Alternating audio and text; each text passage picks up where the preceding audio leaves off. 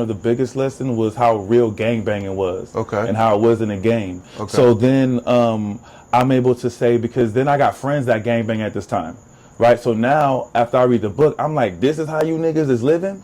You know what I'm saying? Like, this is what you have to go through and have to maneuver through at 13 years old. You know what I'm saying?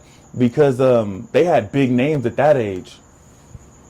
And it was mind blowing. So that's for sure. So was that something that drew you to, or like did it give you an infatuation to it, or did it shy you away from like, whoa, this is too much? Maybe I don't want to embark on this type of life too much. Like, when did you find yourself becoming you, if you want to call those your formative years? I feel like I've always been drawn to getting money. Okay. You know, and I felt like that was really what I wanted to do. I wasn't, because my mom, like, she didn't have money to do things. So she'd be like, go to school and get good grades, and you would do that, and like there was no reward base for that. Okay. And she did the best that she could. And you learned that early, that just going to school, there was no reward for that, you're saying? At least immediately. Okay. At least immediately. So you was on the hustle tip young, trying to get to it. For sure. Okay. Well, where did that drive come from? That's what I'm asking you. When you read that book, did you get a little bit from that? I wouldn't say like the drive for like money and wanting things. No, it didn't come from that book. I just saw people having shit and I wanted shit. I saw how people reacted to people that had shit, and I was like, that's what I want. You know what I mean? So that's what attracted me to trying to get some money. Okay. And around that time, you're discovering yourself coming outside. Are you in a new neighborhood? Where are you living at this time? In the 30s. In the 30s, okay. Now, are you hanging out with guys in the 30s? Are you hanging out with guys from school? Like, where are your influences coming from, other than seeing outside? Well, it just so happens, like I said, the Belizean Gamble Shack was in the 30s. So my mom gambles, or gambled. She don't gamble no more. But at that time, like, it was gambling season. So we'd be over there every day. After school, we'd be over there.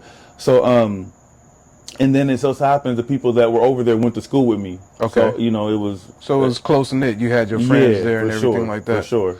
Were they good influences? Or I'm just asking because these are your formative years and you're coming into you.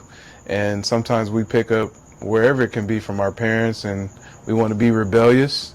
We want to follow our friends. Were you a follower or a leader? Were they a good or, a bad influence on you? I don't know if you want to call them good or bad influences. Okay.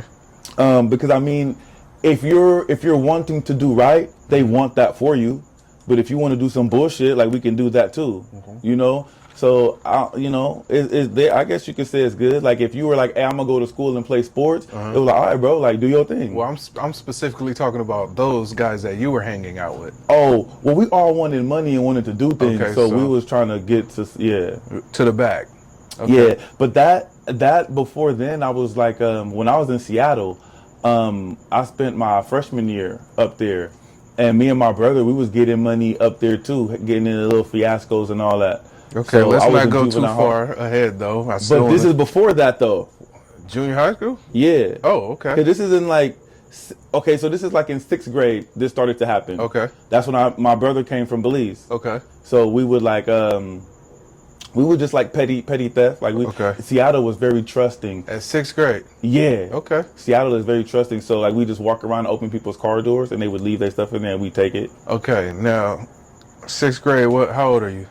11, 12. 11, 12. Now, you were doing this with who? My brother. Your brother, right? So he was more so the influence on you. He was older or younger? He's older, but right? I feel like influence is like, all right.